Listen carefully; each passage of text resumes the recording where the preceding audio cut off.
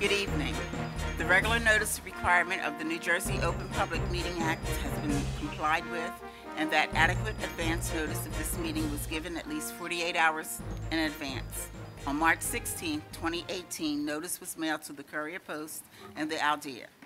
Notice was also posted on the bulletin board located by the reception desk at the central office and all school building bulletin boards within the district. Roll call, please. When I call your name, please say present. Ms. Teresa Atwood. Ms. Catherine Blackshear. Mr. Jose Brito Bueno. Ms. Dorothy Burley. Ms. Taisha Munir. Mr. Wasim Mohammed. Present. Mrs. Felicia Reyes Morton. Mrs. Martha Wilson. I will now take roll of the Student Advisory Board members. When I call, okay. We'll go on to the Pledge of Allegiance. Please stand for the Pledge of Allegiance to the flag.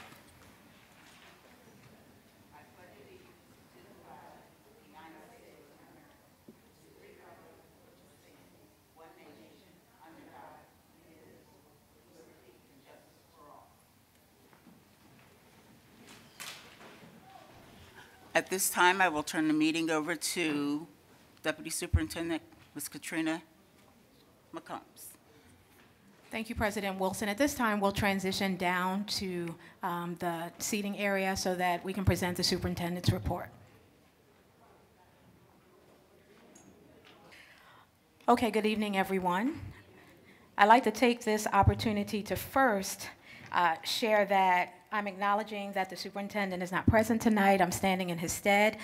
We are happy to announce that, in case you haven't heard it already, he's welcomed a new addition, he and his wife, to his family. So he is not here on this evening, but look forward to moving the work along. I am not him, but I am glad to be standing here today. So we are going to move forward with the superintendent's report.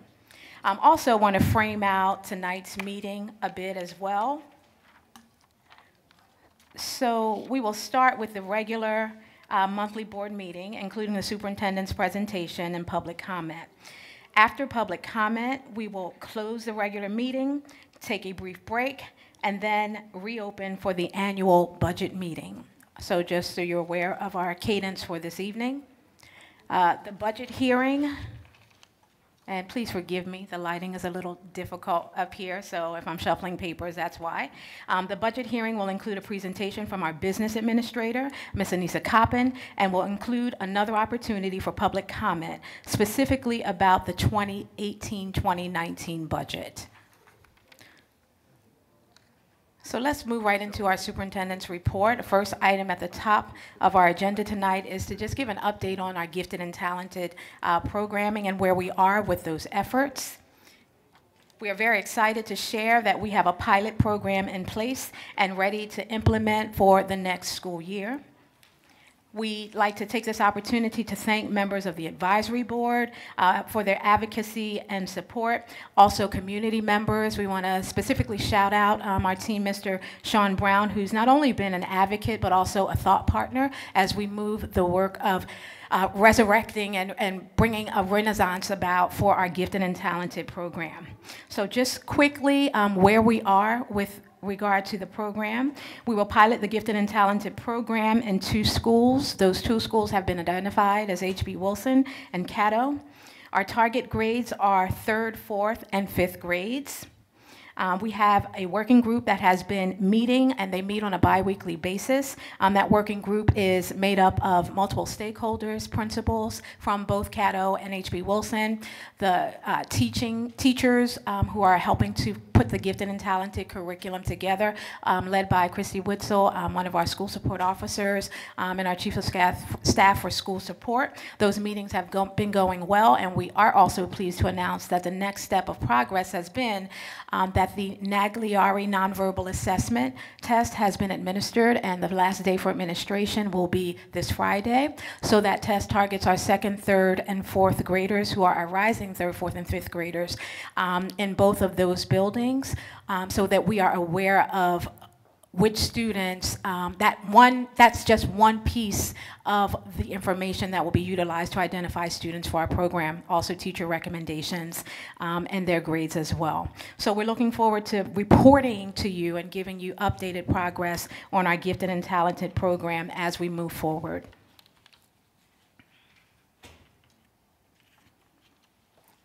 So our SAT has been rescheduled due to the inclement weather and the snow days that we have experienced. Our SAT had to be rescheduled. The new date is Tuesday, April 10th, and we are looking forward to the high school students participating on their new day.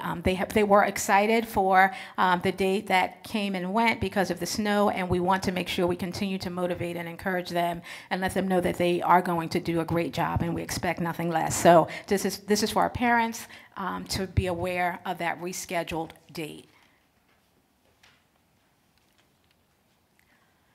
So I want to move into a bit of an academic update for you. The iReady assessment, the iReady tool is something that we use to diagnose and also to provide support, and also opportunities for students to gain mastery in areas of literacy and also in math. And so just wanted to give you an update. We are excited about the results that we are seeing with our iReady data. This slide highlights the timeline for our iReady assessments, which occur 3 times a year to incrementally monitor student growth in reading and math. This is our 2nd year of implementation, of full implementation with iReady. So this next slide highlights for us our mid-year growth. So when we take a look at our math progress and look at the fall and winter performance and look at the comparisons between the two, mid-year growth is above 50% in all grades. And the grades that are targeted with iReady are grades 1 to 5. And that is something that we are very, very pleased with. Our 3rd and 5th grade students saw double-digit gains. So if you look at the tallest bars on the graph, you'll see that they represent our 3rd and 5th grade students. And the dark blue and light blue bars show percentage of students in grade levels that are on grade level. So percentage of the students in the grade level that are on grade level for that specific band. So again, just to underscore that when we look at our progress in math, we are showing that our students are growing, above 50% of those students in 1st through 5th grades. And then when we go on to look a little bit more at our math progress and look a little bit deeper when we think about the tiers of students that we are instructing. So we know that our tier 3 students are those students who are most vulnerable or those students who have the most gaps in their education. And so we want to make sure that we are definitely focusing in on all of our students, but our neediest students, we want to make sure we give them the double and triple doses of intervention. So this slide shows how each grade is shrinking the number of students who scored in our tier 3 range. Again, that's our neediest students. And how from fall to winter, those students are moving out of the tier 3 range and into a higher level. So at the end of the day, what that means is we see more growth. We know that means the gap is closing, and so our students are getting better in math is the headline there. And so when we take a look at reading, we're seeing similar results as well. The trajectory and the trend is going in the same direction. When we look at mid-year growth, it's above 42% in reading. And that is something that's definitely to be commended. All grades 1 through 8, made growth from fall to winter.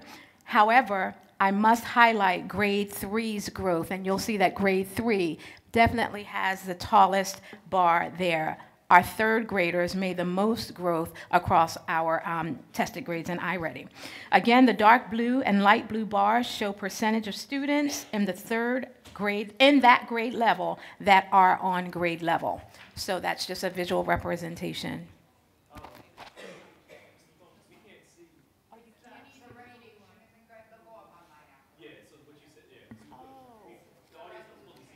You can't see. Okay, not a problem. I'll take, sure. They're online, and thank you for that feedback. I'm looking at my slides, but also if you want to have a conversation afterwards, feel free to. I can show you that information there. Thank you. Did you get the clicker? You have the clicker. No problem. And so when we look at our reading progress, similar to the math slide, this slide shows a decrease in Tier 3 students also. And you'll see, although we see our students are closing the gap, this becomes much harder to do as students get older. And so we see that. That's why we see those bars growing as students get older. That is why it is so critical that we focus our efforts on our early childhood population so that we can begin to close the gap even before it starts or when it's very minimal, so that by the time our students are getting to the middle school grades, they are not faced with trying to jump so many hurdles, so many gaps in their skills. And so just to quickly summarize, this slide says it best.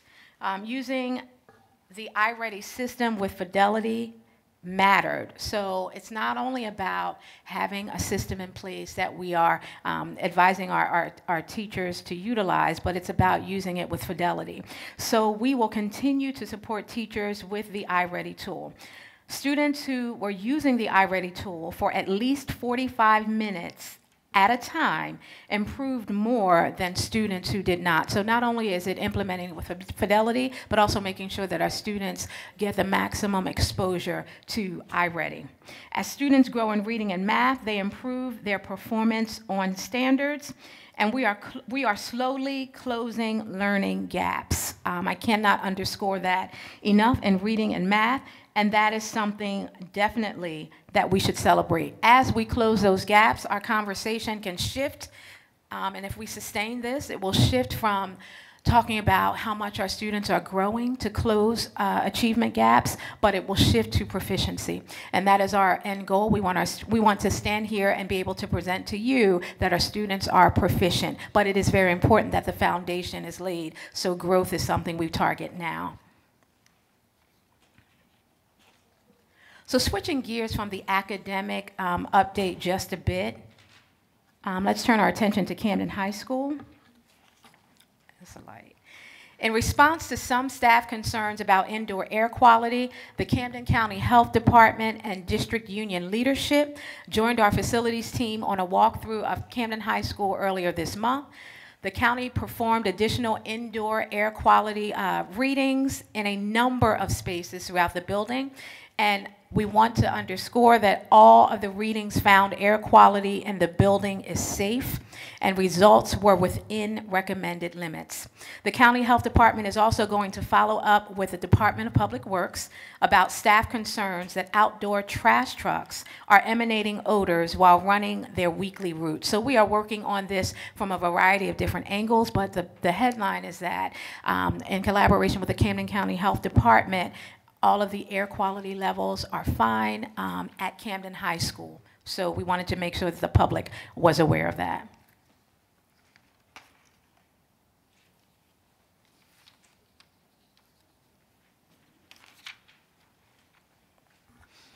And so earlier this month, students from Coopers Point, Creative Arts, Brim, and Woodrow Wilson chose to participate in the 17-minute school walkout against gun violence. Students were accompanied by staff who used the opportunity as a teachable moment to engage students in discussions about peaceful political protest, school safety, and issues like gun control and violence.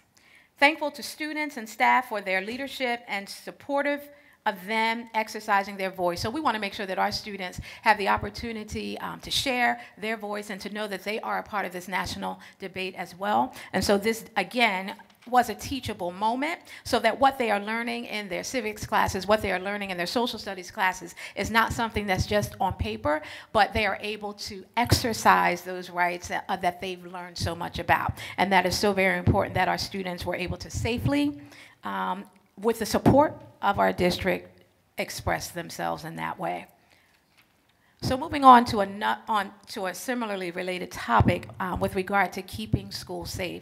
Now I'm going to take my time and share this because I know that this is something that with the national landscape of what's going on with the increased violence in our schools, we want to make sure that we in Camden City School District are very transparent about what we are doing in order to ensure that our students are safe. So in addition to the updates that we shared last month, our Director of School Safety recently presented to our school leaders a couple of weeks ago at our biweekly school leader PD session, and she presented to them on what the drills are that should be in place. It was a refresher for all of the drills for active shooters that should be in place, and also she shared what the expectations of the district are moving forward and how we're going to ensure accountability when it comes to making sure that our schools are holding the correct number of drills that they should be according to code, but also that we are ready and our students are well prepared for any active shooter or emergent drill incident that may come up. So just quickly, each school has an individualized emergency management plan that's submitted to the Office of School Safety. At the start of each school year, we have a binder of these plans, and we can refer to them at any given time.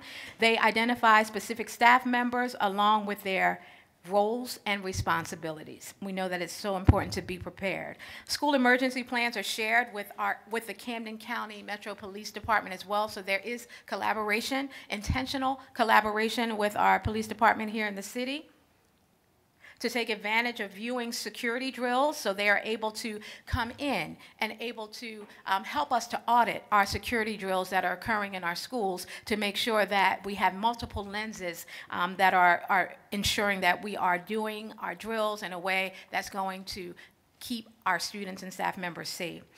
School emergency, those plans are shared. We have further partnered with the Camden County Metro Police Department by providing them access to all of our surveillance cameras and our security equipment, so they are able to see as well what is going on in schools, so that they are able to be quick, strategic, focused, targeted in their response to any incidents that may occur. They are able to access live stream videos of schools.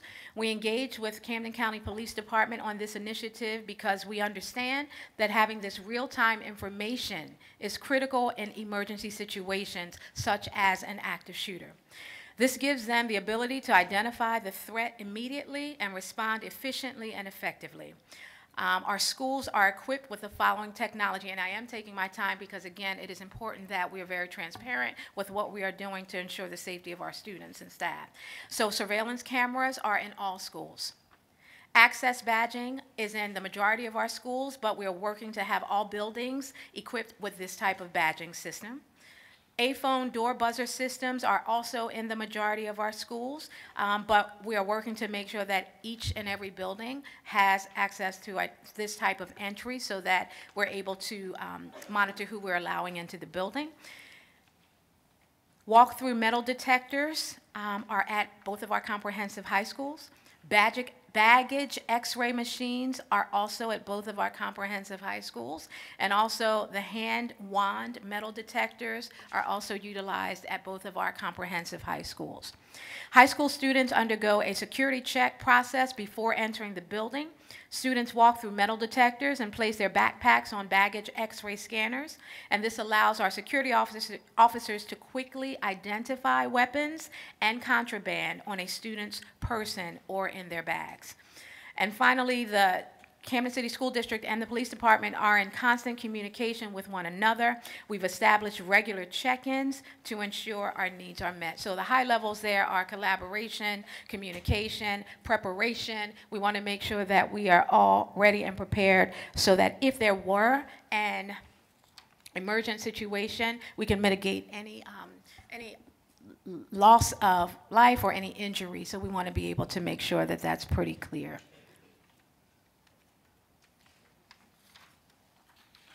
And moving on to our central office move. Moving on, and our solution center. As many of you know, here, go with me, help me with this, thank you. As many of you know, our central office has moved locations. As a result, we're not as centrally located for families as we used to be. Thanks to our board members' advocacy, to their honest feedback, We've made some adjustments to try and accommodate for this challenge.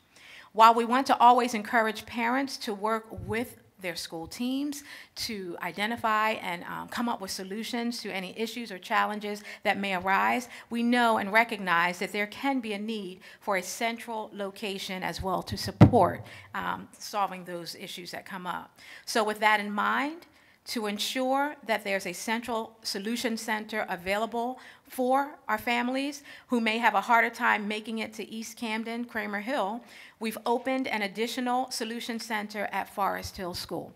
So there is a solution center at Forest Hill, and we want you to know that we're monitoring the traffic that we get in our solution center location at the central office and also at our satellite in Forest Hill, because if we need to increase that number or if we need to adjust and modify in order to make sure that we are meeting the needs of our families in the best way, then we will do that. So we don't want you to think that it's Forest Hill Central Office and that's it. We will continue to monitor and adjust as we move forward.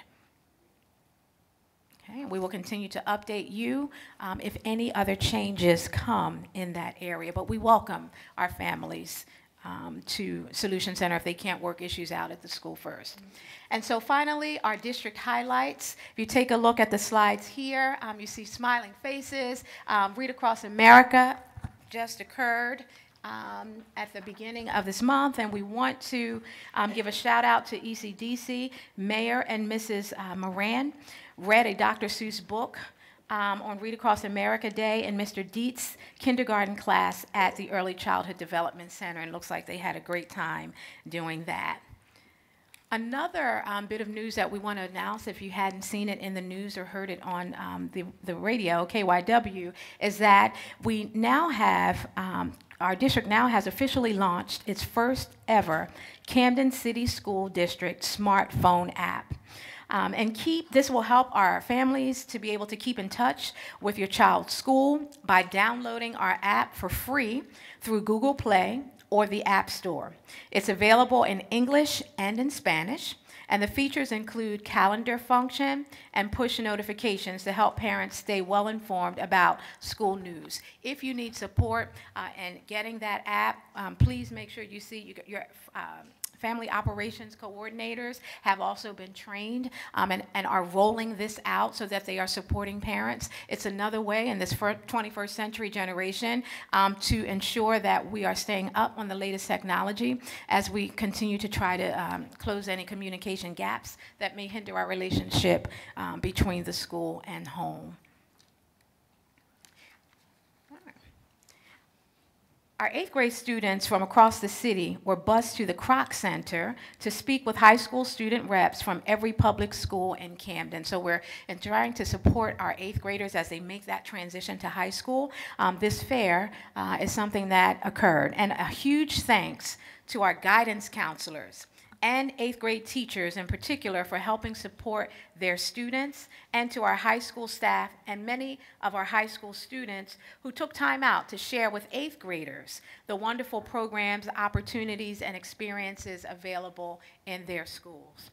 For 8th grade students seeking to attend a high school that's not in their neighborhood, this is just a reminder that the deadline to apply is this Friday, March 30th. So this Friday, March 30th, again, is a deadline to apply for any school that's not in your neighborhood. All right, and speaking of high schools, we want to highlight one of our high schools, but just to share with you as another step to help highlight the offerings throughout our high schools, we've been working hard centrally to create promotional videos for each of our high schools. While we've done these in the past, we've tried to go a step forward this year and making sure the videos really highlight the different programs and courses that are offered to give our 8th grade students a real glimpse of what's available to them. So we're going to show one of those promotional videos now, and it is from Woodrow Wilson High School.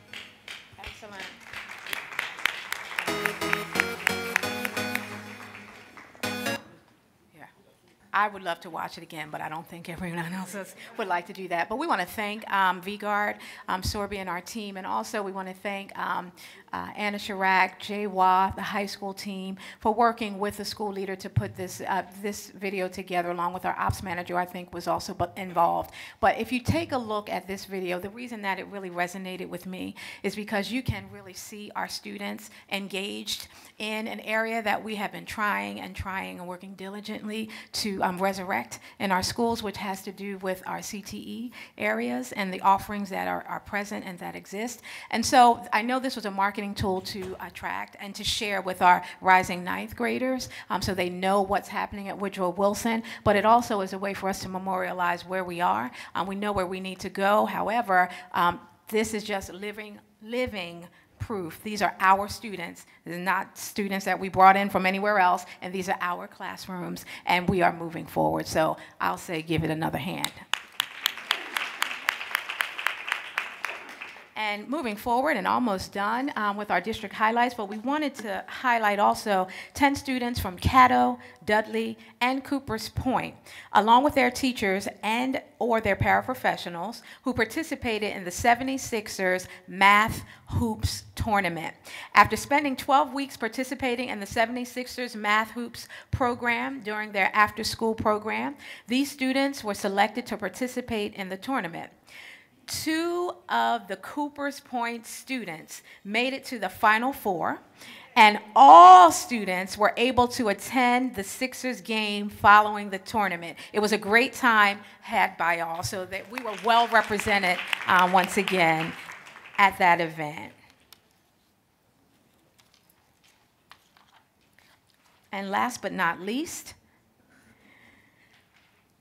we want to say a special shout out also to our Office of College and Career Readiness and our high school team, as well as our guidance counselors at Camden High School. The senior night was a huge success. A big thank you to all of the parents who came out to support their children. This event was a great success, and it was because of all your support. We'd also like to thank our partners, Rowan University, Champ Gear Up, Rutgers University, Camden, the Hill Family Center for College Access, the Center for Family Services, and Kaplan Test Prep for taking the time out of your day and supporting our students. We have specific goals that have been highlighted by our leadership in high school regarding, on our high school team regarding FAFSA completion rates, and we are moving forward aggressively and very intentionally to achieve those goals, and we'll provide updates to the district as to how many of our students have completed the FAFSA again. Superintendent has shared it before, but we will also share more information there. That concludes the end of our superintendent's report for this portion. We're going to go back up on the stage so that we can acknowledge our retirees. Thank you for your attention. And on behalf of the Camden City School District and Advisory Board of Education, we would like to congratulate and commend Ms. Althea Kelsey Chisholm for 24 years of labor and service to the Camden City School District and the Camden City community. We definitely appreciate the years of service to all of our professionals and paraprofessionals and family and group and friends, and we wish her a bright and shiny future. Thank you. Thank you, Minister Wasim. This time, our business administrator will acknowledge our student representatives. When I call your name, please say present. Ibn Coleman. Maya Cone. Xavier Diaz. Camille Holloman. Present. Kahira Coleman. Present. Yasmin Trueblood. Siani Davis. Wesley Taveras. Jairo Ramos. Renee Powell. Thank you. At this time, we'll turn it over to our Deputy Superintendent, Ms. McCombs. Thank you, President Wilson. At this time, we'd like to hear from our student representatives.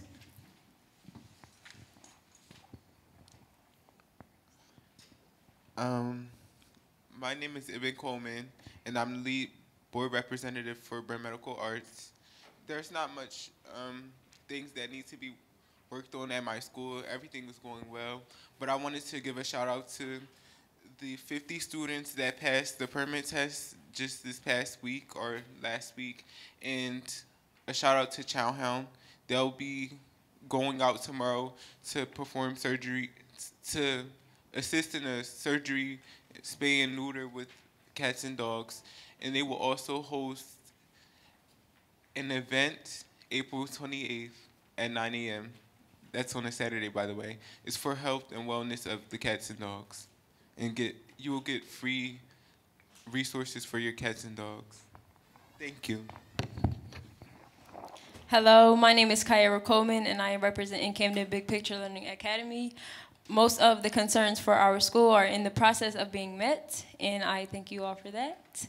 And I'm going to pass the mic over to you.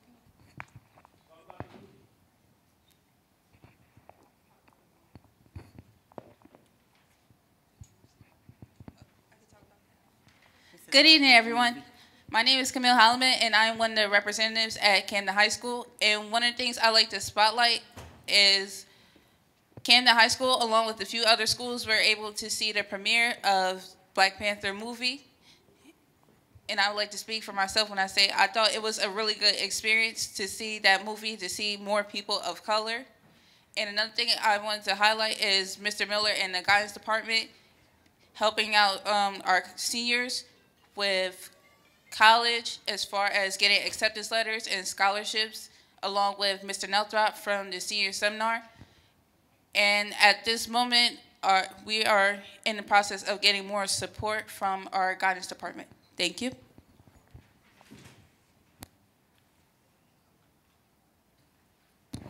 And one last thing, Wakanda forever.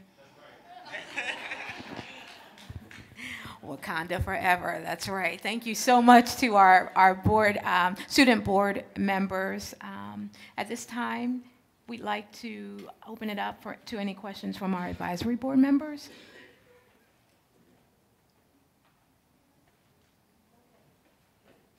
Yes, Minister Wasim. Thank you, Madam President. I don't have a question, but I have a comment. I want to acknowledge Ms. Betts from Hatch Middle School, a 48-year veteran who retired teacher who we lost recently. And I just want to acknowledge her. I had a wonderful opportunity to not only as her being my Spanish teacher, and just a quick story about Spanish teacher. I argued with her all day long about I did not need to know or learn the Spanish language and end up going to the University of New Mexico, okay? So that was quite ironic, nevertheless, but I had the opportunity to also, when I was a educator, to teach at Hatch Middle School. That Hatch Middle School family in the Camden City School District lost a very special person. I just want to acknowledge her. Thank you. Thank you very much, Minister Wasim. I did not realize that Ms. Betts passed away. She was also my Spanish teacher, so thank you. She was definitely a jewel to us all. At this time, we're going to turn the meeting over to our school business administrator, Ms. Anissa Coppin, for the public comment portion. The City of Camden School District welcomes the attendance and comments of all members of the public at its meeting. The public comment period is your time to be heard on the agenda in this meeting. Each person who signed up to comment will have 3 minutes. You will be notified when your 3 minutes are up. You cannot yield your time to another person. When it is your time to speak, please remain at the podium and address all of your comments to the board president or the superintendent. Please conduct yourself in a respectful, courteous manner. For anyone whose comments or actions either harass, intimidate, or threaten the safety of any person, we will provide you with a warning or immediately end your comment time. Also, if you curse, use vulgar language, or make personal attacks, we will provide you with a warning or end your comment time. We will not interrupt you during your 3 minutes of comments. Members of the audience should also not interrupt the speaker at the podium. If you have any question, please ask your question during your 3-minute comment period. After the public comment period is closed, the superintendent or her designee will address your questions to the extent provided by the law. Ms. Monica Flores.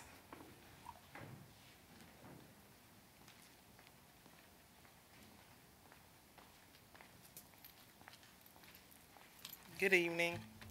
My name is Monica Flores, and I pretty much want to address the issues of the safety of our children in school district. And one of the things that was in the presentation that we viewed tonight was about gun violence. So about the end of February, my niece was shot in the cafeteria in her school at Veterans Family Memorial School with a BB gun. Nobody witnessed it, staff or anything. This student also shot the gun outside of the school after that school day. The student admitted to having carried and brought this BB gun to school over a 3-day period, and I'm very disappointed in the way that it was handled. I was released as a sub from the school. The student was only suspended for 2 days and allowed to be put back in the classroom with my niece. Since that incident, for multiple days in a row, students have called 911 from the school. Drugs have been found in the school. Another BB gun has been found on the premises and in the school. And a knife has been found in the school. I was pretty much retaliated against because I brought it to the Board of Education. I brought it to their awareness so that this can be addressed. Nothing has been done. As a result, I had to remove my niece from the school and relocate her because we were just pretty much shunned and targeted for contacting the Board of Education when things didn't happen properly. A staff member went on Facebook, and I have a copy of the post, and said that her current mood was basically that she was dealing with petty matters. Matter of fact, Ms. Rebecca Guy said current mood. Ma'am, excuse me for Yes. I interrupt. I'm sorry, but this sounds.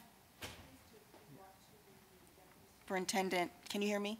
Yes. Because this is a personal matter, and Well, I it needs to be spoke brought to to the Ms. deputy Combs, and I've met with superintendent at Ms. the Combs. appropriate time. And I've called Ms. Combs 3 times after that and left a voice message, and I haven't received a phone call back. So I don't know where other time can this situation be addressed if I went down to the Board of Education with my brother, which is now taking my time away because I'm explaining what I've already done, for me to have to come to this point to make sure, like the presentation said, that our children are safe. I still have a 3-year-old in that daughter in that school, and I'm still finding out that things are still happening, and she's not safe on a daily basis. There's no weapons. There's investigations are not being done properly because I personally have 2 copies of the investigation that was completed that does not match. Things are being swept under the rug. Other staff members are being told that their job is at risk if they contact the Board of Education. As a parent, why is this being allowed to happen? Why aren't these issues being addressed? And why are, I have to risk losing my job and wages being taken out of my pocket to feed my family because I contact the Board of Education, who's supposed to have my back as a parent, and say, no, we're going to make sure your child is safe. Why aren't the principals being held responsible for the things Ms. that Flores, your time is up, and I did give you a little bit of extra time. And the deputy superintendent will meet with you after this meeting. And also, Ms. Flores, we have members of our safety and security team in the back who also are there to talk with you as well. And we will definitely, I will address your questions. If you can't stay till the end, please let me know. Ms. Flores, I apologize to you on behalf of Camden Board of Education because this is the first time that we're hearing about it as well. So I do apologize for you for the circumstances that you've been put in and what you've had to deal with. So afterwards, if you talk with Ms. McCombs, and I'm willing to talk with you as well, Okay. so that we can make this right on your behalf. Okay. Thank you.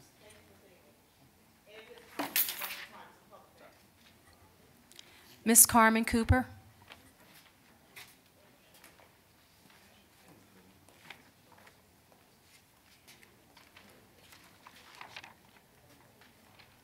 Good evening. Good evening. I am Carmen Cooper. I am the 2nd VP for the Camden Education Association. Good. I just want to touch bases on parent. Okay.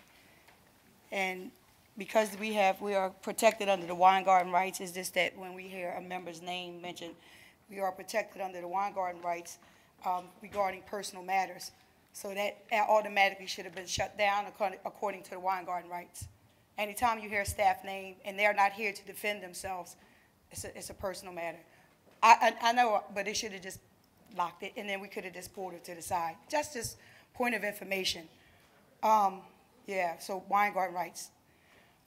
Moving forward, I first want to acknowledge and give sincere appreciation to Sheree Thompson-Perry for taking the lead last month as she helped assist me and a few other community leaders by sending over 150 students to see Ava DuVernay's A Wrinkle in Time for free. With that being said, thank you, Sheree, if you're here. Thank you. These type of commendations should be acknowledged at these type of public hearings because it's not often heard, her efforts. And those who also, along with the color of change, they needed to be acknowledged. So my concerns here tonight are on another level of regarding the new, overrated, and perhaps overpaid Business Plus financial management system. As the chairperson for the membership of the Camden Education Association, I have been experiencing various issues. I've been in contact with your DTLR, strategic officer, and I have had an extensive amount of concerns regarding that system. Personally, I was trained in June of 2017 and July. As of today, there are still payroll inconsistencies, reconciliations that have not been filed, direct deposits that have been throwing personal finances off far as our members, incorrect data on pay stubs. That was just to mention a few. So my question is, why was this system purchased when the old system smarts only needed to be updated? That's my question. And then also regarding the HIB law, regarding the administration code of ethics 1540 according to district policies. Let me just go back to the district policies as far as the financial management. District policy 1570, you want to refer to that, the internal controls of the financial management. And also the New Jersey statute 6A 23. The code of ethics for administration. Under federal, state, and local laws, me being a social justice guru in this city and community leader, I have not been addressed but the concerns of an intimidation by one of your leaders and or administrators, and it is a growing concern, and I need this concern to be addressed. Ms. Cooper, can you please wrap up your comments? And with that being said, I'm going to ask that to be allowed to be able to continue to give us the information. I thank you, Madam President Wilson. With that being said, I am complete what I have to say, but I would like someone from the administration of this team to meet with me regarding my concern of the Administrative Code of Ethics 1540, and thank you.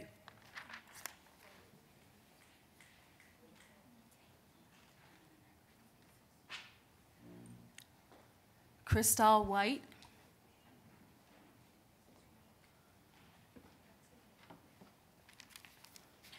Good evening. My name is Crystal White. I'm one of the 27 school nurses here in the district. I'm also a representative for our school nurses in the district under CEA. My main concern tonight is to discuss the Genesis system that is not only utilized as a great tool for our educators, but also from the perspective of the school nurses. It is a very important tool regarding our job and what we do every day. When Genesis is not running properly, it extremely affects our job on a daily basis. We have had problems since the beginning of February where the nurses have stated their concerns all the way up to the top by going to our supervisor and then also to responding to Mind Shift. We have had many emails that have gone to them. Just a little perspective of what we do from the nursing point of view onto Genesis is all of the medical aspects of our students are on this system. Emergency phone numbers and contacts for our parents are on this system. And we also have to rely on this system for our monthly reports and for all of the data that is required from our supervisor and, of course, on the state level regarding immunizations. So this tool is vital in what we do. It has been slow. If you speak to any of the nurses from a variety of the different schools, they see some slowness during certain times of the day. I don't know if that's because of our documentation.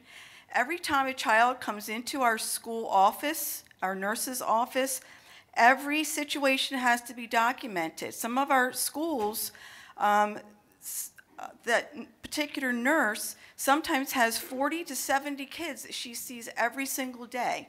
And if it's not documented at that particular moment on Genesis, then if a lawyer comes in to look at our documentation and it's not documented, then from the legal aspect of it, it's not done. So this is really a great concern for us. And when it comes to the safety issue, if we have an emergency and a child is being transported from the school to the hospital via ambulance, and we're trying to get the information up on Genesis to give the responders information to take to the hospital, it's spinning and spinning and spinning, and it's a very unsafe situation. The last response we got from Mind Shift was on March 1st, stating that the need to add hardware to our current infrastructure. And it may resolve some of the issues, and that they're working to get it installed and configured. So my final question is when will this system be running efficiently for the safety of our children?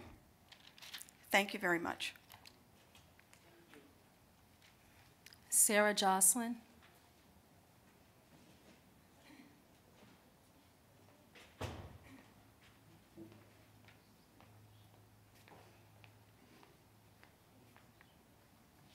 That's a significant issue. I'm here to talk today about the planning that's going into the ESSA.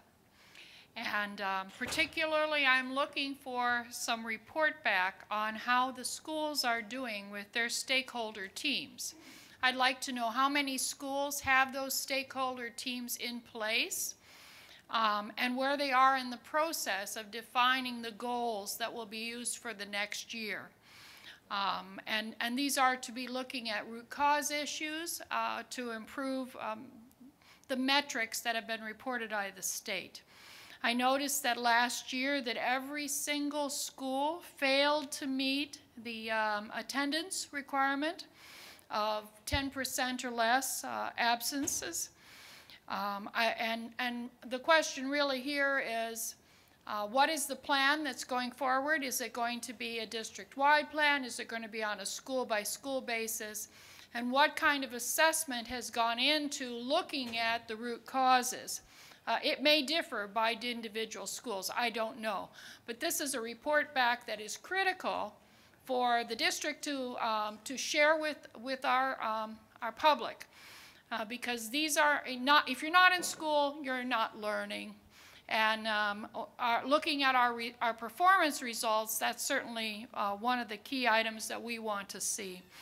And then in the other areas, each school is to have 3 to 4 key actions to take And I'd like to understand what those actions are going to be and what kind of overlap there are, and the basis. So those are the key items that I'd like to have addressed. Thank you. Thank you. Jose Jimenez. Hi, I'm from Center for Family Services, SERVE program. SERVE is a state-designated sexual violence crisis center for Camden County. We're partnering with several schools next month, April being the Sexual Assault Awareness Month, nationally recognized. We are going to take part in Camden County's Take Back the Night on April 4th from 6 to 9, and Rutgers Take Back the Night on April 11th in the evening. These are events open to the public, open to students, a great resource for Camden students, Camden City students that are thinking about either of those schools, thinking about campus safety, thinking about intimate partner violence. We're also working with the Camden High School, recognizing Denim Day. Denim Day is a day that in April that is recognized to raise awareness about sexual violence. So there's 11 senior students that are actually going to become ambassadors and talk and speak to other students about Denim Day. These efforts are some of the things that we're doing, planning. This Wednesday, tomorrow, Rutgers University in Camden is having an Engaging Women in Politics seminar that's open to the public. We're trying to encourage a lot of Camden City residents and students to get involved in that. And then on Thursday, Rutgers Camden is having a Remarkable Women speaking lecture where several women are going to talk about their positions in Camden, in Rutgers, and how they're impacting other young women to become more influential in their communities.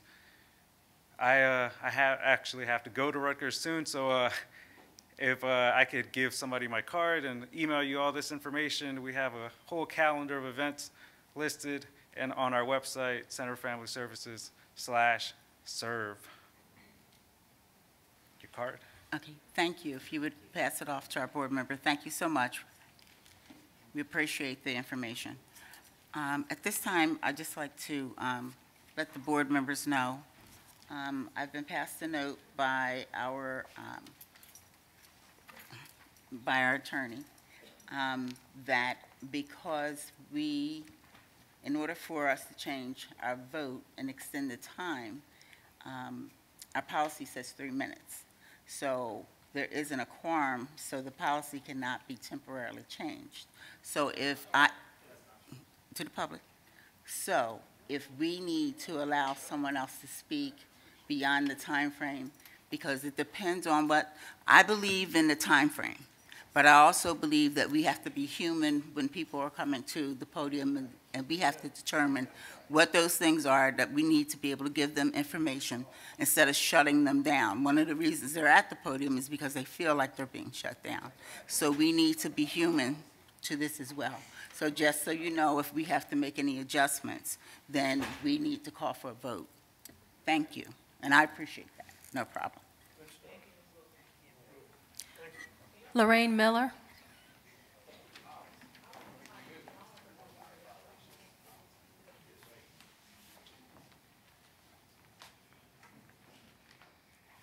Good evening. Lorraine Miller. I'm representing part NAACP, part educator. Throughout the state, the NAACP has been having conferences concerning the Amistad Commission and the ramifications of the K-12 curriculum.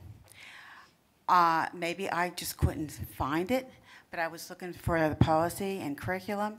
But I just want to extend to you that issues are going to arise, maybe even through lawsuits in the very near future, if this is not adhered to in the different districts. So I'm giving you a heads up. You might already abide by it, but I just want to make sure. And I have documentation if you need it, and resources, so please. The second issue, I would like to call attention to, of course, I'm very much on school safety. As you know, I'm a strong advocate for all children. And being a PTA president in another district, I'm learning quite a bit. And I have found that all reports of all incidents are reported to school security, and there's a report. So when there was a report that came out, I believe it was last summer, they scored well above Camden, and I was told that that's not the case here. So I'm glad to hear you're going to be transparent, but everything needs to be addressed in this day and age for school safety, because I'm really worried. The next item I have been noticing is special education. When I look at the budget, say of Cherry Hill, they have a budget of $6 million, and they are running around saying fair funding, and I'm telling them, please do not go after the urban district. And then I see the urban district of Camden City had $9 million.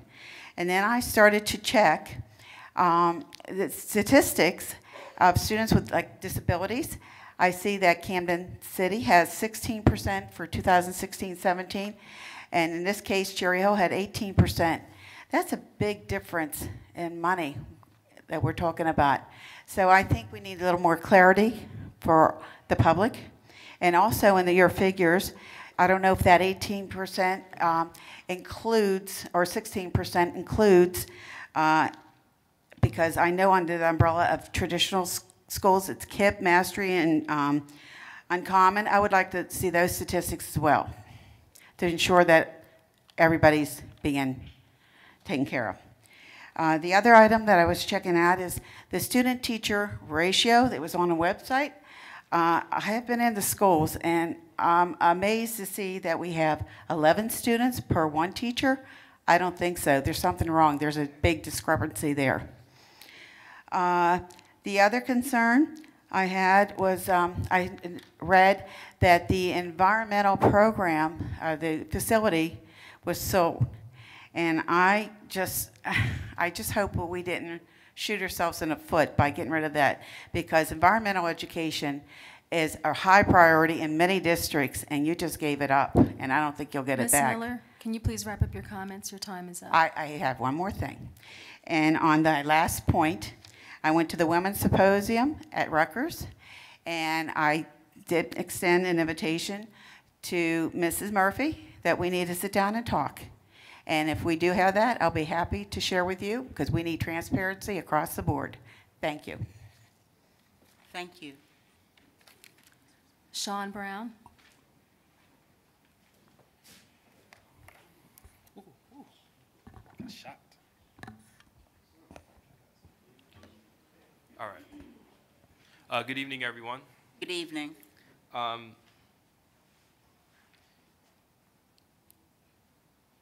When I was at work yesterday in Trenton, coming in off of 29, I work a block away from the State House. Coming in off of 29, it was like standstill traffic. I start my morning at 9 o'clock.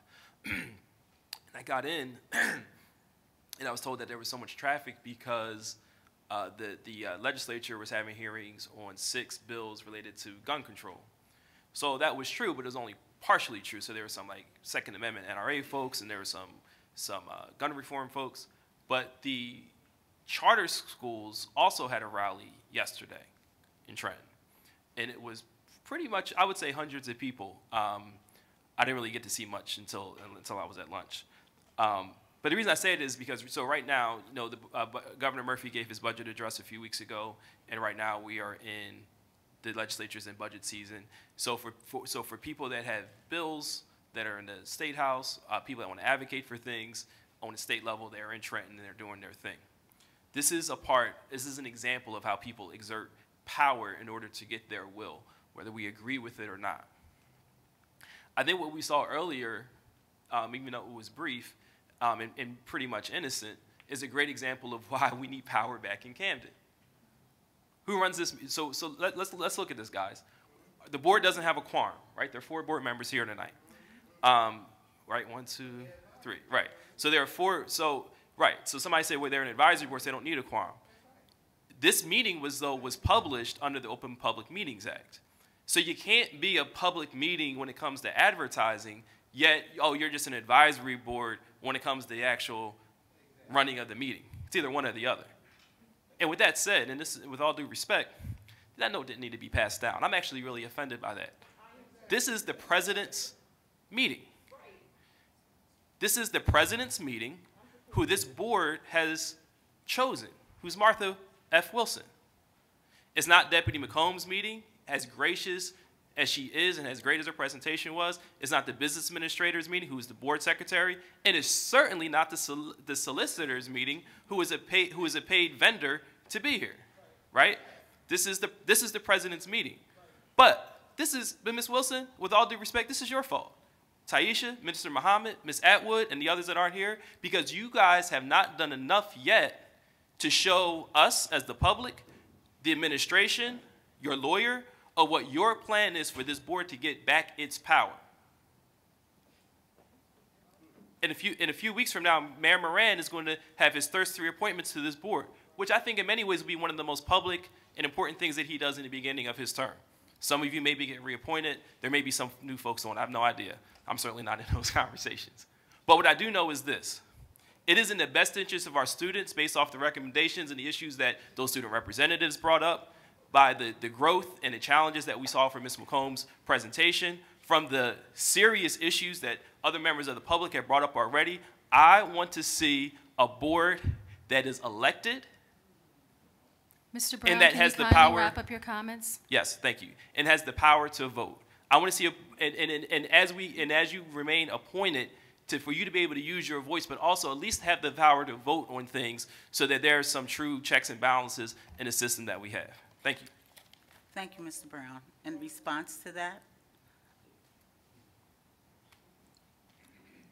as long as we have been put in place under Governor Christie and now moved under Governor Murphy, I have already talked to Mayor Moran privately and at a meeting last night in the public. So the reality is we understand the situation as board members. As you see, it's 4 of us, not 9. We only have 8. 1 has been missing for a while. That was requested as well. So the reality is, until the governor talks to the commissioner, and then it comes into the city of Camden through Mayor Moran, we don't have that power because, first of all, we need a public to be behind us, number 1. And we need a board member, 9 board members, in order for us to function properly. And that's what I'm going to say. I've spoken to Mayor Frank Moran in his office and at a meeting last night. Thank you. Kevin Barfield.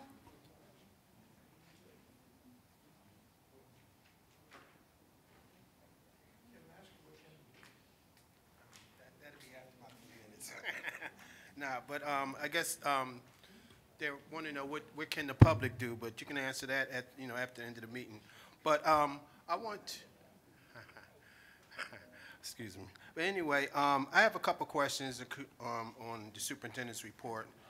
One is on page 48, in reference to seeing resolution 16 that talks about IDA funds, but I'm looking at the individual who has submitted that information. I don't think that person is no longer in this district. Am I correct? Page 48, the superintendent's report, according to what the public has. That individual person, I don't even think that they're in the district, so I don't know how they're still submitting information according to that. The other one is on page 38, and that's in reference to, again, another vendor that I'm seeing that's constantly getting additional funding for like 5 straight months. So again, I want to know, I don't know, do we have an affirmative action officer? Who's actually tracking and seeing how this money is going out and basically what kind of services really truly being provided? What the nurse was saying too, also, I don't know, again, comes with a shortage of staffing too, because even the situation with the nurse, I had a parent that mentioned a situation where her child in reference to being injured at school, never got a phone call from the school. Then, you know, later on, the injury became seriously. There's no record behind that. So again, these type of things does impact our students in reference to, again, short of staffing. So I don't know what the district is doing, rather it's dealing with security, rather it's dealing with teachers, because again, just like was mentioned, even though the statistics are saying 11-to-1 student-teacher ratio, that's not true. And I'm saying that again because part of it, I did do the tour, the school tours. I actually went into the schools. So I'm saying firsthand what's going on again. So again, it's not more or less Mr. Barfield is up here saying, I actually got a chance to visit 20 schools to see exactly firsthand what's going on with this staffing and overcrowdedness of our school. We do have an issue with staffing in our school, and we are overcrowded in our schools. The other part of the question is in reference to page 39, in reference to active staffing. Are they replacing source for teachers? So, you know, some more clarification again, is that another, again, bringing temporary people to fill in positions that should be full-time positions? And then in reference to, again, the Amistad, I do have a template that we can do to introduce that into policy, because again, maybe that may, since, you know, we have someone on here who's a stickler on policy now, so maybe we may get some policy enforcement going on here in the district. And then, again, you know, oh, about the CT program. This is another part too. I actually was over there today, and that actual highlight was very great. But Mr. Barfield, can you wrap up your comments? Yes, I still know that we still need support for our auto tech. They still need their lift in that room. I was in there. It's really, you know, it's not good. We should be doing better with that. I know we kind of working on trying to get things, you know, in play. But I hope that also knowing that we do need staff to help get some of these buildings in order, because it's a disgrace when you walk through these schools and some of these rooms are used as storage closets, and it just looks a mess. So I don't know what the district is doing in reference to helping, especially that auto tech classroom, in reference to getting that some more organizational structure in there, some more support. But again, I'm glad to see that someone is highlighting the district, because that's one of the things that we need. We need more of our district schools being highlighted, because during that bus tour, I've seen that a lot of these other schools, charter schools, have been highlighted, but there's still some great things going on in our schools. Our parents, you know, you can't be fooled with these new schools, you know, and I'm not saying the parents don't have the right to choose, but, you know, don't be, you know, thrown off by not giving our schools a chance and going visiting your neighborhood schools and enrolling our kids in public education. Thank you, Mr. Barfield. Thank you. Kelly Francis.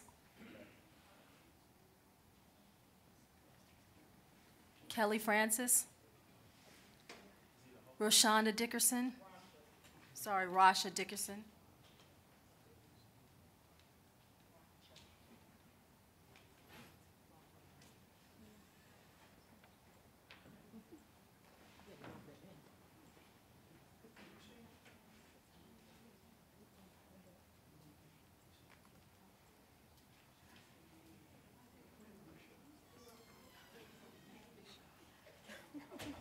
Good evening, Ronsha Dickerson and Ronsha. Yeah, so good evening, everyone. Madam President, Ms. McCombs, how are you? Good. So I want to start by talking about something that I have a concern about. I feel like it's an attack on educators of color in Camden School District. Since 2013, the census admin has come in, we've experienced a lot of things that have been kind of problematic for us. We have received forced early retirements, push-outs of black educators, and invalid teacher evaluations, right? And now I'm concerned about the ratio of white to black teachers in every school. And that's problematic to me because our children don't see people of color in front of them every day. So I want to know what is the pipeline that we've created to bring, recruit, or retain teachers of color in Camden, right? Are we going to the HBCUs and recruiting? Are we doing extra with the money that we have in this budget to go get those black teachers and bring them here? Not saying just because they're black need to be hired, but I believe that our children need to see themselves in front of themselves. It's becoming very whitewashed in this district, and it's really pissing me off because I need to see my people in front of my children so they can see that they won't go through culture shock when they leave out of this district and say, I've never been taught by a black educator. We are worth more than that. And the young lady said, Wakanda Forever is real. It's not a movie, it's a movement. Right? The second thing is that public statements. Error mark seems to be an easy label. I'm gonna say this publicly to everybody. I know everybody is not favorable of error mark, but I'm gonna be the person to be brave and say it. Error mark does some great things, right? And I know that all the time that we see things, people blasting on Facebook, and I'm not gonna put no names out there because I respect people. I think that when it comes down to when error mark does things right, we don't give the same energy to the things they do right. And I think the error mark is doing a lot and taking a lot of weight from the district because they are working in school districts who are not well facilitated. They're working in the lack thereof of kitchens, of decent supplies, of things that we need to have decent lunches and a decent exposure of things for our children to see great food inside of areas. Some children are eating in places that they do gym in. So, I mean, we've thrown away on error mark, and then when there's an issue that happens as big as the Board of Health coming to a school, there's not an open statement or a public statement made by the district to show that we got our partners back. And that's problematic to me because we're supposed to have each other in a situation where we're showing that we are building and growing, like you said, Mrs. McCombs, we're moving forward. So we want to show that if we're going to keep error mark as a vendor, let's stop kicking her back in. But if they're doing wrong, charge them on them. And I know myself as a parent, I felt really upset when we were building a table with children and parents. And we were saying, how can we create a think tank of what children really want in their schools? And then it seemed like a new rule was created where parents can't come into schools and have these meetings anymore.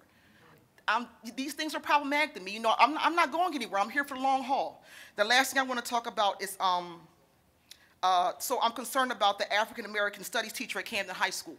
Again, when we suspend or put on some kind of leave to a teacher that lives in the city or is a big part of the city, that rumor kind of resonates in the community of what actually truly happened. So we don't get the full truth about what happens to teachers, like at Camden High. We have one teacher over there who we haven't heard from in a minute, but he was very active here. I know I cannot say names. I'm respectful of that, but the teacher was very active in school board meetings. We don't know what happened to that teacher, so there's a rumor saying that something bad happened. There's a rumor saying that the principal and his teacher don't get along.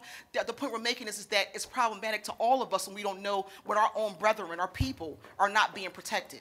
Right, and then this person's a black educator teaching African American studies at that. So if there's something he's done wrong, please let the community know, or let's have a real conversation about how can we build it. Ms. Dickerson, can you please wrap up your comments? Yes, ma'am. And the final thing I want to say is that when we use the robocalls or make the public statements, use it to your ability. Like, let parents know what's actually going on, and not only for the things that are I keep saying problematic, things that we have problems in a community, but also for uplifting. I want to say it to all the teachers too, stop calling home just for the bad things. Let's have a month of praise for our children.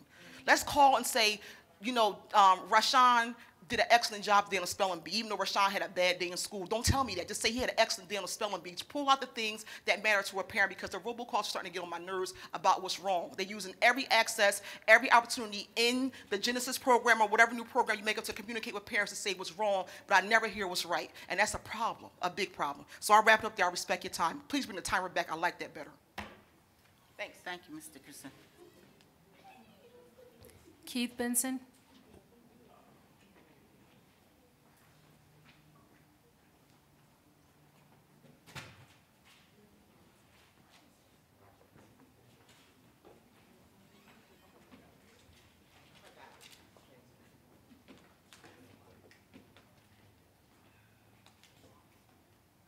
Good evening. I don't have any notes or anything like that, so I think it's going to be pretty brief. The first thing I'd like to say is that there are lots of reasons to be encouraged about the direction our public schools specifically are going in.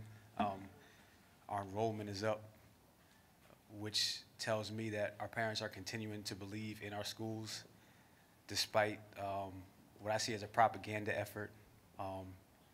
And you know, and I'm trying to keep it positive, but I also have to throw the word sabotage out there.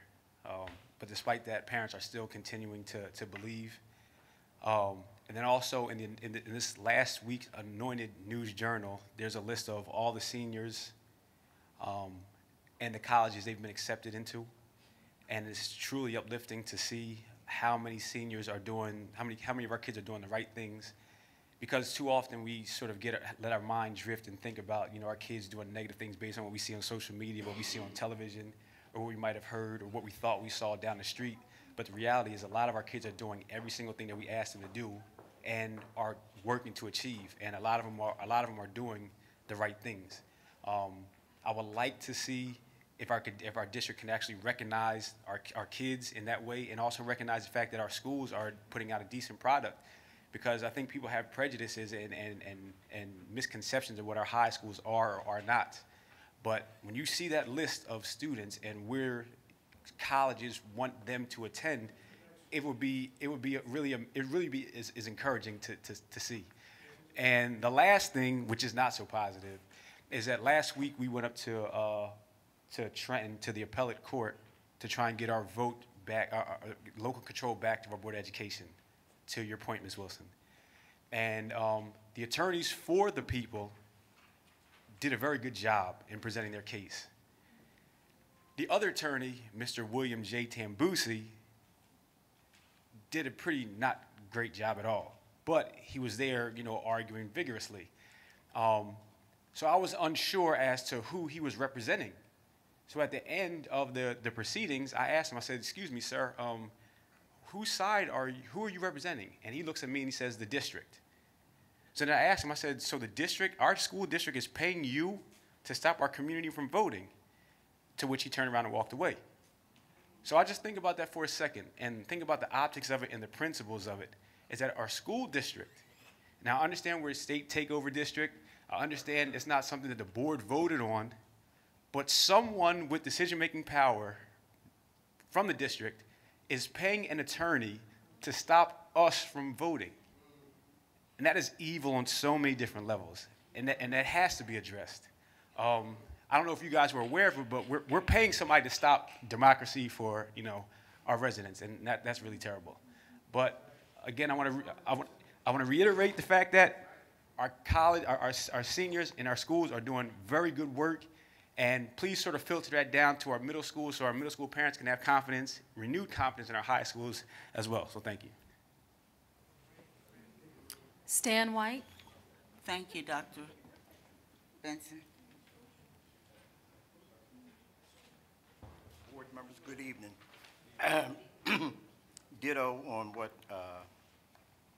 Keith just said, but I'm going to follow it up because I heard some things about that meeting. And Ms. Wilson, you just mentioned CUSAC and local level and discussion. That was his big argument, CUSAC. That's what Tambusi argued against the people. I've been at this board maybe 3 or 4 times asking for the public information on CUSAC. Ms. Wilson, you've been a board member. CUSAC was a big thing. CUSAC was community involvement, different meetings, you had presentations, you even got a consultant in here to do CUSAC. Ms. Wilson, I don't know nothing about CUSAC, nothing. We had a presentation here for 15 minutes, I forget what month. Everything to me sound good. But that man Tambusi was up there arguing CUSAC. We have not met the goals of CUSAC. So, Ms. Wilson, I don't want you to get the wrong information or be going to the, I just need you to dig a little further. Ditto on cops in school. Ms. McCombs, can you share, I missed some of your meeting, but we had cops in schools here in our district.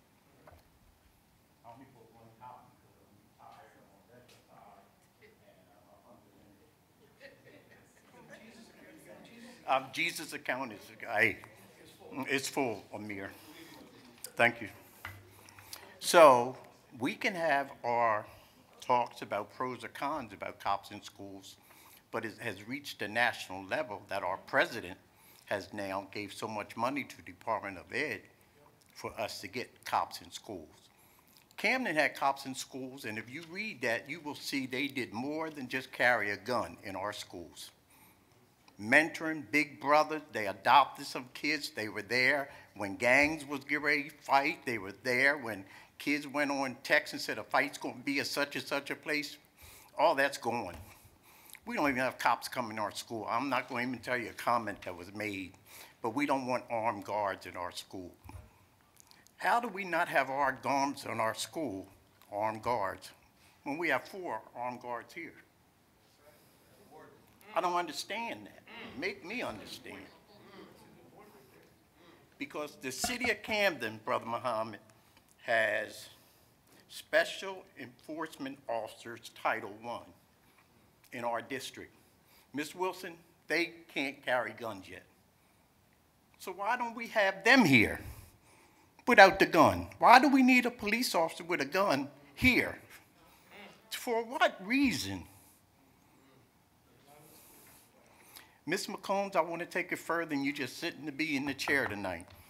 There's a whole lot of homework to do with memorandum of understanding with the governor's office, with the county prosecutor, with the county superintendent, with the local chief officer. Ms. McCombs, you're supposed to have meetings once a month, not you, but a community group to deal by the memorandum of understanding. That's by the governor's office, by the attorney general. Thank you, Mr. White. Can you please wrap up your comments? Okay, so I'm asking Ms. McCombs, could she set up a meeting with me and Kevin and possibly Mr. Bell so we can talk about it? I'm not coming browbeating Ms. McCombs, but let's address some issues that need to be resolved. Thank you. I would just like to say at this time that we did have a meeting. We called a meeting together with Ms. McCombs, with our Ms. Terry Allen, Board of Ms. Blackshear, and Minister Wasim and I. And we had a meeting prior to this meeting. So we talked about the things that we were doing in the district, the things that were being done that was positive, and we've talked about the fact that we need to be able to come together. First of all, you have to know each other. Thank you, Ms. Wilson. And that makes the difference. So once that people can feel comfortable, not only the parents and the community, our students most especially, but those are things that we're going to have to come to the table and work on to make sure that everyone here is feeling safe and feeling like they're a part of. Can we Thank have you. ad hoc committee, Ms. Wilson? We should get back to that, student, staff, and security. We're already on the trail. Thank you. Thank you.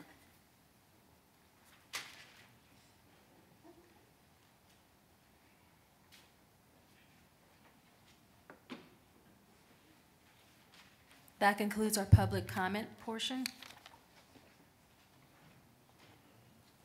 So at this time, I'll go through answers to the questions that were raised in public comment, and I'll say at the beginning, if there's anything that needs further discussion or justification or a deeper conversation, I am always willing, as well as the other team members who lead efforts, to have those conversations to go deeper.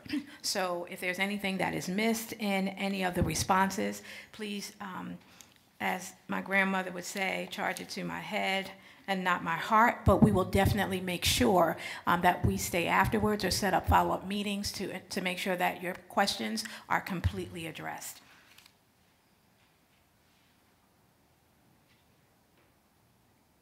Okay, beginning with Ms. Flores. Ms. Flores, are you still in the building? Okay, Ms. Monica Flores is not here. So because she's not here, I will have a follow-up meeting with her to discuss her concerns.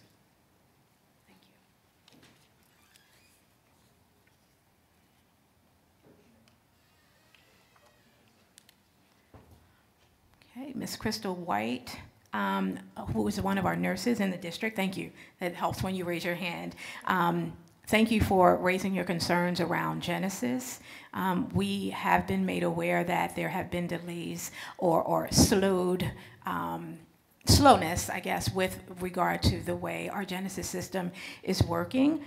We have purchased a new server, and an installation of this server is scheduled to occur over spring break. And the purchase of this new server will enable us to ensure that there aren't those delays that you're experiencing, not just you, but your colleagues across the district in many areas with Genesis. We anticipate that this will resolve the issue that has been raised. Our tech department and our technology director, Ms. Tiffany Godet, is here and available to speak to you further if you want to address anything one-on-one, but please know that we have taken your concerns, we've heard them, we're working proactively, and there was already a plan in place to address and remedy those concerns.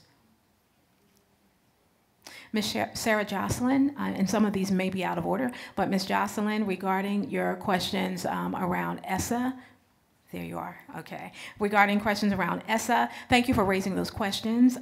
We were able to meet the Division of School Support with individuals from what was formerly known as the RAC team a couple months ago, before the ESSA rankings and ESSA categorizations of schools were released.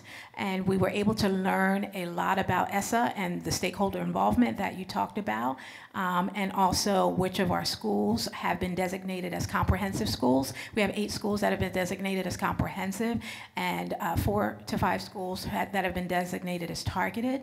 And so we have 4 schools that have, as a matter of fact, not been designated, or they've made it out of designation status, 4 to 5 schools.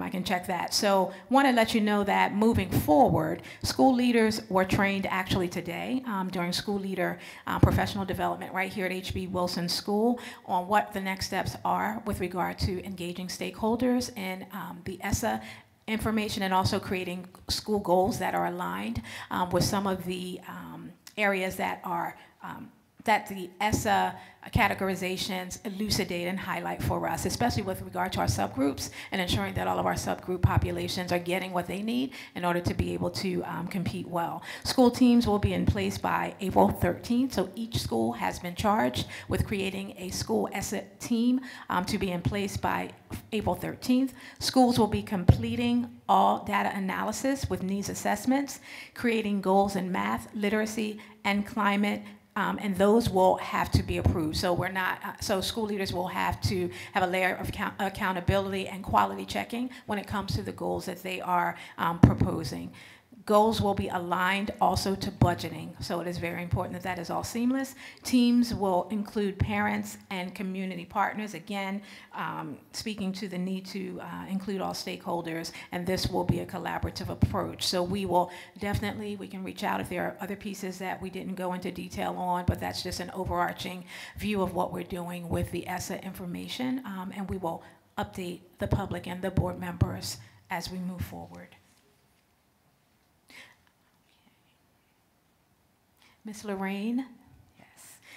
Thank you for the questions that you raised regarding curriculum around Amistad, and Amistad has come up. It's come up in the past, and it's also come up again in the board meeting today, but we do as a district have the Amistad curriculum in place. It is on our curriculum website in the grades 6 to 8 tab. So if you go on our district website and look under curriculum, and look under the grade band of 6 to 8, you will see the actual social studies curriculum there, and there are links present. If you would like to have more information after this meeting, I know our senior lead educator for social studies is here, Mr. Vince Gravina. Vince, if you can just wave your hand there, he can answer and address any questions, as he is one of the individuals who's worked diligently to ensure that the Amistad curriculum is in place in our district. The Environmental Center, I remember going to the Environmental Center when I was teeny tiny. I will not tell you when that was, but it's been around for a long time. It was something that was very useful in helping to expose our students to the environment and different phases, different aspects of environmental science. It has not been sold to date. So I just wanted to make sure that that's clear, that it has not been sold to date. Regarding ratios, and this came up quite a bit across a couple of different comments, the student to teacher ratio currently district-wide is 9 to 1. So where that 9 to 1 comes in, because I know that can seem, we're not trying to pull the wool over anyone's eyes, but that 9 to 1 ratio is a district-wide ratio. So this is an average across all schools, and it may be higher or lower in certain buildings. We also take into consideration our special needs students as well. So some of those classroom sizes are smaller because they have to be capped. Also, our preschool classes are capped at 15 and must maintain a 15-to-1 ratio with a paraprofessional and the 15-to-2 adults ratio. So when you put all of those together in aggregate, you look at the ratios, it's a 9-to-1 across. So that may not, you know, when you go from building to building, as Mr. Barfield, you share that you've been going building to building as well, and we are very much aware of which classrooms have higher enrollments. When we are giving a ratio, it is a district-wide ratio, and it's on average. So that may be why it appears to be different than what you may see going into an individual classroom. Happy to talk about that further in more detail as needed. Mr. Barfield, you shared some comments regarding, and thank you and appreciate all of your comments regarding Woodrow Wilson High School. Just wanted to share that the lift in the automotive classroom is working toward having it completely fixed. So it is in progress. Mr. Montez has been extensively supportive and helping to organize his, supported and helped and given supports to organize his space, but we will continue to support him and the Woodrow Wilson team as they are settling in. So all that to say, there have been some strides made with the automotive classroom, but we know that there needs to be more, and we are supporting Mr. Montez, who's been in the district for many, many years teaching in that area and shifted over from Camden High School. And Anissa's going to address Mr. Barfield, I wanted to address your other 2 points that you brought up. You made reference to the resolution on page 48. Those 2 resolutions or prior resolutions are added for context. The actual resolution starts on the prior page on page 47, number O. So letter O. The one that's on page 47 is actually the resolution that's being presented tonight. The other 2 with the prior employee, that was provided for context. And this second, I want to address your second point about AccuStaffing. AccuStaffing does not provide staffing for teachers. They provide staffing for support for operational projects, and those projects are generally short-term and very discrete. Thank you, Anissa. Is Ms. Dickerson still in the room? Okay, but I will still address her concerns because she raised some good points, and I wanted to make sure that everyone's aware of the progress that we're making in some of these areas. So regarding pipelines, we do share that it is very important for our students to be able to see people who are representative of them so that they have role models and that they know that they can aspire to whatever it is that they desire to. So diversity in our instructional force is very critical, as well as our administrative force. So pipelines for teachers of color, we are working. We wholeheartedly agree with this priority. Mr. Andrew Bell, who is on stage behind me as well, is working with our DTLR team on recruitment at historically black HBCUs. Mr. Bell will also be reaching out to you to share more about these efforts. We also are in the early stages of working with Rowan University on developing a pipeline. They have an impact program at Rowan University, and we are looking to build out that pipeline further so that we can recruit. That specific pipeline is for males of color, but we want to be able to recruit as many individuals of color that we can. We're also very much interested in partnering to figure out what we can do with regard to making sure that in our high needs areas, especially in our high schools and our chemistry, our physics, our science, when it comes to our bilingual teaching staff, our ESL teaching staff, we are also often in a quandary with those teachers because there is just underrepresentation. So we are looking at our partnerships with universities to be able to increase the number of students who are of color who are teaching in our district. Mr. White, you raised several concerns. Are you still here, Mr. White? Thank you. Thank you for sharing with us, our team, the Cops in Schools in Camden program. I do also remember this, and as being a principal at Landing Square School, when we also did have police officers who would come in school and talk to our students about bullying in different areas. We have talked about this a lot at the district level in our cabinet meetings, and Terry Allen has worked with the Camden City Metro Police Department, County Metro Police Department, to build some of those partnerships.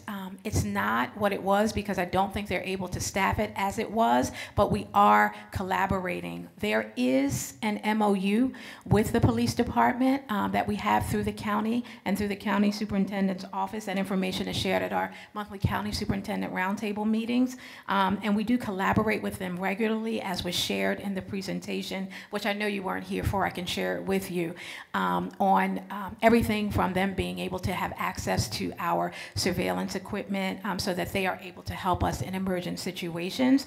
But happy to share additional information with you and set up a meeting, as you suggested, so that we can talk further. We agree that this is an area that we need to continue to strengthen, because we want our students to see our police officers as individuals who they don't have to fear, but who they know are there to support them and to ensure their safety as well.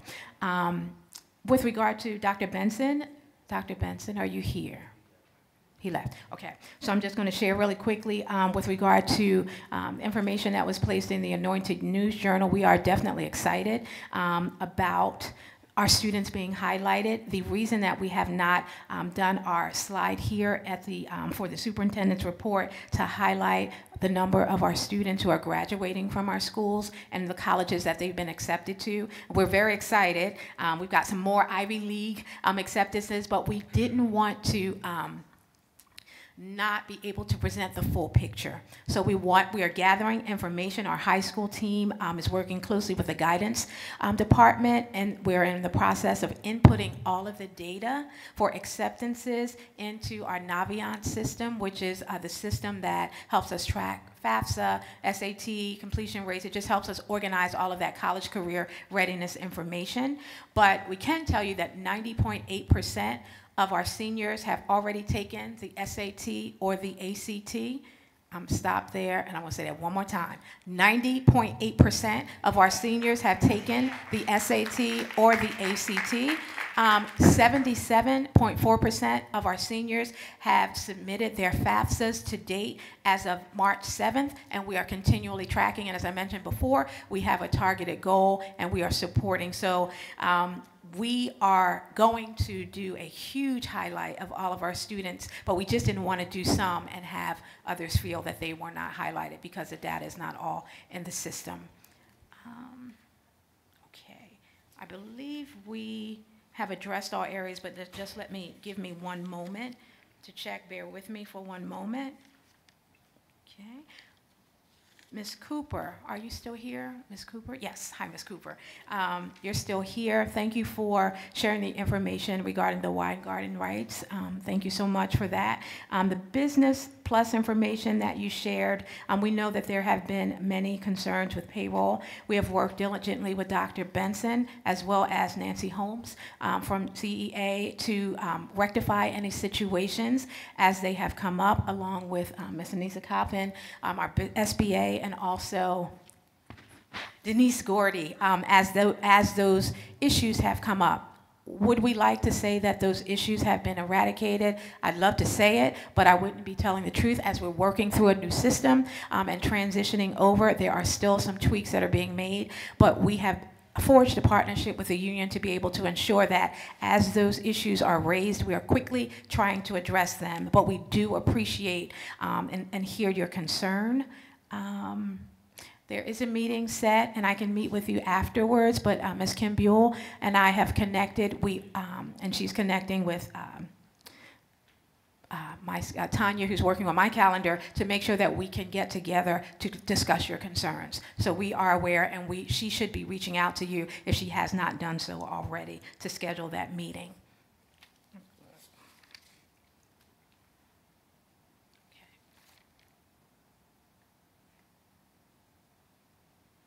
Mr. Brown, thank you for sharing the information that you did. and for your feedback. And I'm not at liberty, and I think this overlaps a little bit with what Dr. Benson shared as well with regard to local control. I'm not at liberty at this point or prepared to make a comment in that with regard to the legal pieces of that without consulting with our attorney, but please know that we will look into that and provide the appropriate response at the time that's necessary.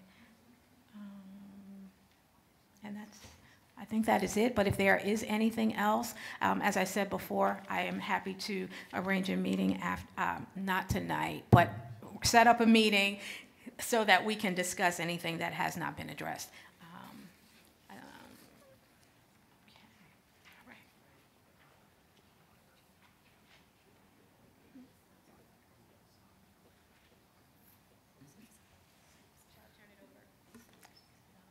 I'll turn it over at this time to our board president, Ms. Wilson, to see if the advisory board members have any comments or questions. Any questions from the advisory? Okay. With this in mind, I would just like to say thank you to Deputy Superintendent Katrina McCombs for running the meeting this evening. You did a fantastic job, and thank you for getting the answers for those who asked questions and giving them as much information as you have currently. Thank you. At this point, I'll turn the meeting over to Ms. Anissa Coppin to present the business office's agenda items. I would like to present the business office agenda items for approval, which includes the bill list and the resolutions. In accordance with the powers vested in the State District Superintendent under Title 18A, I hereby approve today's superintendent's agenda items and business office agenda items. At this time, I'd like to turn the meeting over to our business administrator for adjournment of this portion of the meeting. At this time, I call for a motion to adjourn the meeting. Is there a motion? Motion to adjourn.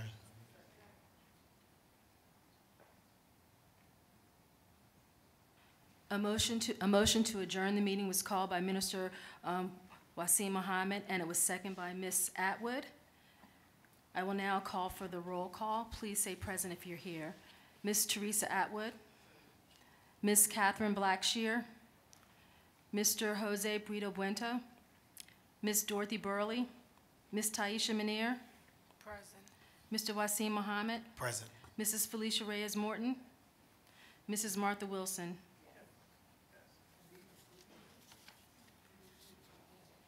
The meeting is now adjourned, and we will return back for the 2018-19 budget hearing after a 15-minute break. So that means we'll return back at 7:45.